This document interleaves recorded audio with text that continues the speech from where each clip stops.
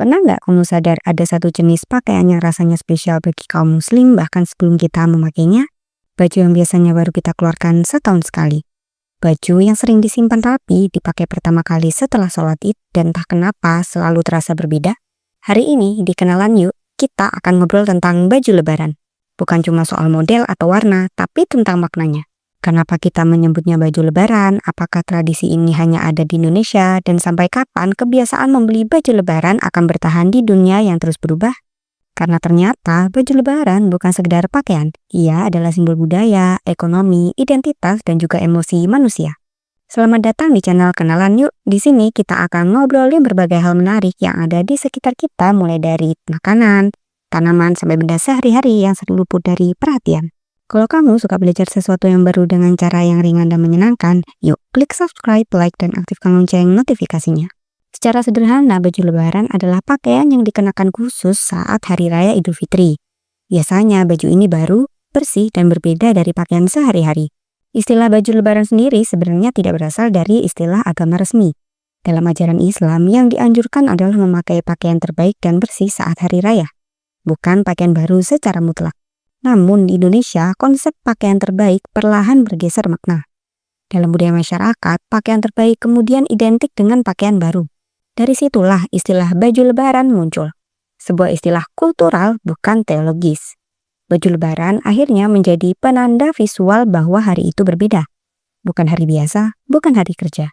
Tapi hari kemenangan, perayaan, dan pulang ke identitas sosial kita sebagai keluarga dan komunitas. Kalau ditarik ke belakang, tradisi berpakaian khusus saat hari raya sudah ada sejak masa Nabi Muhammad. Dalam beberapa hadis disebutkan bahwa Rasulullah SAW mengenakan pakaian terbaik yang beliau miliki saat Idul Fitri dan Idul Adha. Namun, konsep membeli baju baru khusus lebaran baru berkembang jauh setelah itu. Terutama ketika ekonomi masyarakat mulai membaik.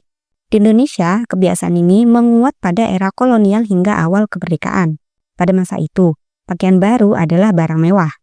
Tidak semua orang bisa membelinya kapan saja. Karena itu, lebaran menjadi momen langka. Satu waktu dalam setahun di mana seseorang bisa tampil dengan pakaian baru sebagai simbol peningkatan martabat sosial. Seiring waktu, industri tekstil berkembang, harga pakaian makin terjangkau, dan tradisi ini mengakar kuat hingga sekarang. Menariknya, konsep baju lebaran tidak hanya ada di Indonesia, tapi bentuknya berbeda. Bagi orang Indonesia, baju lebaran sering dianggap wajib secara sosial, tidak tertulis tapi terasa. Sementara bagi orang asing, terutama muslim di Eropa atau Amerika, baju lebaran lebih bersifat personal. Mereka memakai pakaian terbaik yang mereka miliki, bukan yang baru dibeli. Perbedaan ini menunjukkan bahwa baju lebaran lebih merupakan produk budaya lokal dibanding ajaran agama murni. Di Timur Tengah, orang memakai tob, abaya, atau kaftan yang seringkali sudah dimiliki sebelumnya. Di Turki, pakaian lebaran lebih casual dan modern, tidak selalu baru. Di Pakistan dan India, shalwar kamis menjadi pilihan utama. Yang unik, di banyak negara, tekanan untuk membeli pakaian baru tidak sekuat di Indonesia.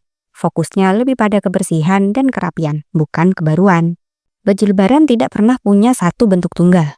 Ia selalu berubah mengikuti zaman, tren, dan budaya lokal. Untuk pria di Indonesia, baju lebaran sering diasosiasikan dengan baju koko, gamis pria, atau setelan muslim.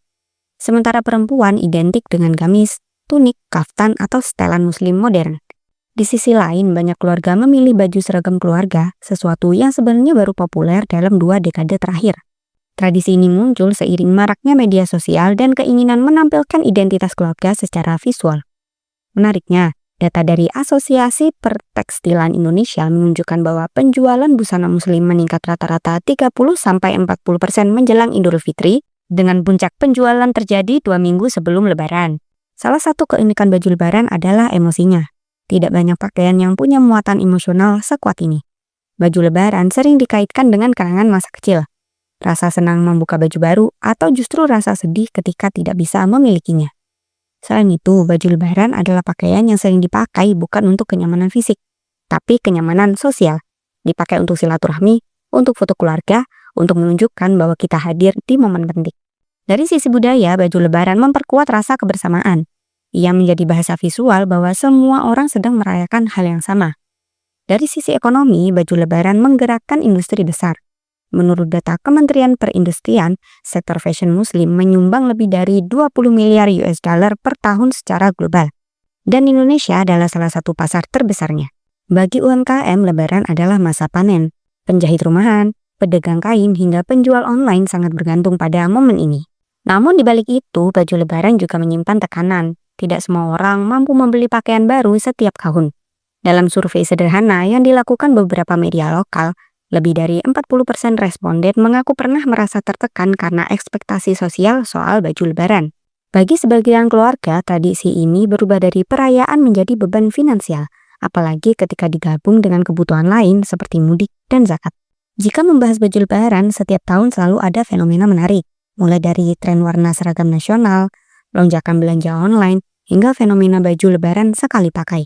Menurut data e-commerce Indonesia, transaksi fashion menjelang Lebaran bisa naik hingga 2-3 kali lipat dibanding bulan biasa. Namun ini justru memicu masalah lingkungan. Industri fashion menyumbang sekitar 10% emisi karbon global.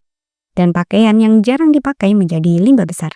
Pertanyaannya, apakah baju Lebaran akan terus ada? Jawabannya kemungkinan besar iya, tapi bentuknya akan berubah. Tren slow fashion, pakaian berkelanjutan, dan kesadaran finansial mulai mempengaruhi cara orang merayakan Lebaran.